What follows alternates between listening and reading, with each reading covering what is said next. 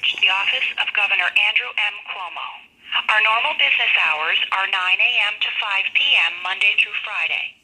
To contact the governor directly, you may send a fax to 518-474-1513 or send mail to the Honorable Andrew M. Cuomo, New York State Executive Chamber, State Capitol, Albany, New York 12224.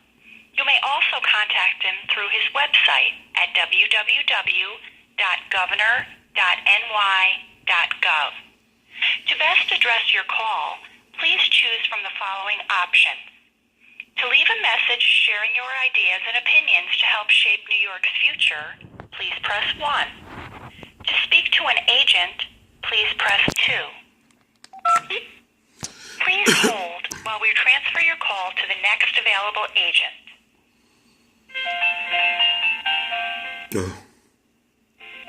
Could this be a while?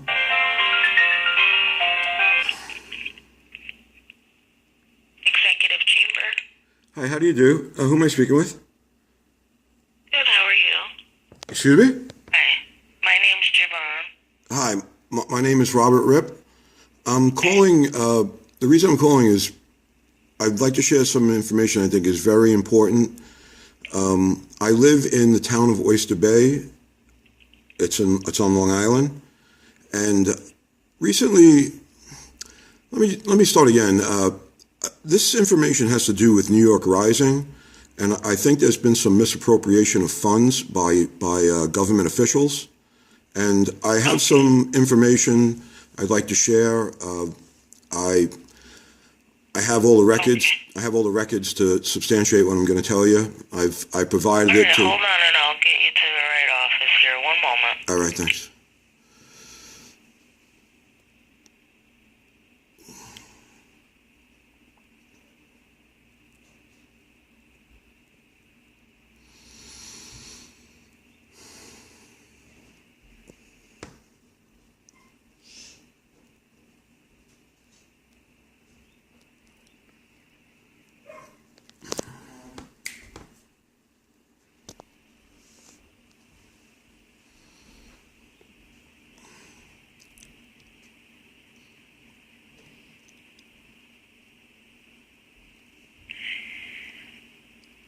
You've reached the governor's office of storm recovery. This is Camille. How can I help you?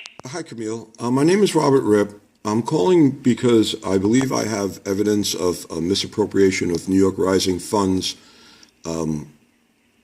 actually perpetrated by officials, New York State officials. I said my name is Robert Ripp. I reside at 77 Sunset Road, Massapequa, New York, 11758. Can you spell your last name? I'm so sorry. Can you spell your last name for me, Robert? Sure, it's R-I-P-P. I'm sorry? R-I-P-P? Like P like Peter? R-I-T-P, is that right? No, P like Peter. So that's R as in Roger, I as in ink, T as in Tom, P as in Peter? No, it's R as in Roger, I as in ink, P as in Peter, P as in Peter. Very well. That's okay. I'm sorry, how do you spell your last name? My name is spelled W as in wall, A as in apple, L as in Larry, C as in cat, O as in oat, T as in Tom, T as in Tom. Okay, thank you very much. The reason I'm calling is, so I live in the town of Oyster Bay, and recently I inspected or reviewed building files associated with town officials, specifically a gentleman by the name of Joseph Saladino. He was the 9th District Assemblyman for my area. He resides at 123 Stillwater Avenue, Massapequa, New York, 11758. And I reviewed Mr. Saladino's building file within the Town of Oyster Bay Building Department. I did a Freedom of Information request to do so. And what I discovered was that Mr. Saladino had no history of permits or building plans or surveys or applications or anything from the year 2007 onwards. In fact, the last files associated with his building in the file were an application to rebuild his bulkhead and his dock, which he never followed up on. That was 2007. So Mr. Saladino has a bayfront home in Long Island. It was completely destroyed during Superstorm Sandy. He made video, radio presentations in which he explained that his house was destroyed. Now, his house was rebuilt with no plans or permits or anything. And recently, I have an ongoing Freedom of Information request with your office in which I was denied my request for this information pertaining to this property, New York Rising. So it leads. I'm retired from law enforcement myself. So I'm led to believe, because I didn't get a letter saying that there were no such documents, instead I was given a denial based on privacy claims, which I already appealed it because the denial doesn't hold water at all, and I'll have to do it. If I have to do an Article 78, I'm going to do it. But what's going on here is, in this township, it turns out that this group, Lyro, apparently was awarded the job of dishing out the money for Rising, and Lyro Group is a big political contributor to Town of Oyster Bay politicians such as John Vendetto, who was recently indicted on corruption charges. Mr. Saladino was appointed by the same group to replace Mr. Vendetto. Now, apparently, Mr. Saladino somehow received New York Rising funds, grant funds, and never rebuilt his house. And I've now become pretty much an expert on what's required to obtain these grant funds. And it's impossible that Mr. Saladino could have supplied the necessary permits and everything to obtain the grant funds. So I'd like to report this to your office. And apparently, I've reviewed more than one town official in the Town of Oyster Bay's building file, and it looks like there's more than one house that was rebuilt without plans and permits.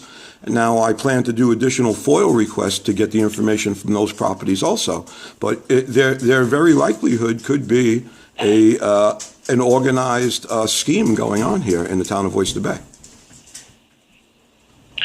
Yeah, well, thanks for reaching out.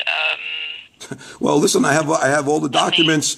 I have all the documents to substantiate this, and I've provided them to the local district attorney, who apparently is going to begin an investigation, and also to the FBI. So I'd like to provide them to someone in your office also. That's the reason I'm calling. So I hope I'm not just going to get a thank you for reaching out. I hope you're going to follow up on this. Well, I'm going to pass on the information internally, and I'm just going to need a number where you may be reached, Mr. Rip. That would be 516 541 2415. 2415. That's 516-541-2415. Yes, would you be able to tell me who you would be passing this on to, like what department? Well, we have our head here of the constituent services, our chief officer, and their executive director, and I'll forward over that information to them. Okay, could you provide me with their names? I'm not familiar with who's in charge of them. So, Lisa Bova-Hyatt and Ann Fenton. Ann Fenton directly will be, I will be speaking with directly, who heads the constituent services and intergovernmental affairs. Okay, I really appreciate you passing on. I hope to hear from someone, because I really think this is a big problem. I mean, I don't understand how this guy's an assemblyman who's supposed to be working for other people. Evidently, it looks like he got his money first, and he didn't even rebuild his house or do anything with it. I really don't understand the whole thing, and I'm quite frankly, I'm shocked at the runaround I'm getting from your office in regards to my FOIL requests. I was wondering if there's something you could do to help me out with that. I'm speaking with... Anne will be able to address that, and so she'll pass on that information. I believe, let me have her... That's Adrian, I don't know if you know Adrian Jackson or Adriana Jackson. That's who I'm dealing with. Adriana Jackson? Yeah, that's who I'm dealing with my FOIL request. I don't know if she's... I don't even know if she's really the FOIL officer or anything. You know what I mean? Right, and so she is. Okay. And so there's a process, and so I can't speak on the legal, requirements. Sure, I understand that. FOIL. Maybe. But I'm sure that they're following protocol in that respect. Well, I disagree with you there. I'm quite frankly, I'm an expert on freedom of information, and they gave me a decision that, I mean, I don't expect you to understand it because you're not because you wouldn't understand it, but because you're just not familiar with what I'm requesting. Correct. But it's simply just like a BS blanket excusal, which doesn't hold water. As a matter of fact, like Robert Freeman in the Committee on Open Government, he knows who I am. He's done multiple advisory opinions for me, and I've asked him for one on this. And I can tell you right now, they have to give me the information. They can redact the identifying information, but everything else I'm entitled to get. And I'm really flabbergasted that it almost makes me wonder, like, is some kind of cover up or something going on that they wouldn't just provide me with the information. But that's you know. But I appreciate you passing on my information. No worries. I will absolutely pass that on. And let me just confirm the phone number again: 516-541-2415. Yes. Is that correct? Yes. Okay. All right. Thank you very much. Thanks for reaching out, and I'll have someone follow up with you. All right. Thank you. Have a good day. You're welcome now. Bye-bye. You too. Bye-bye.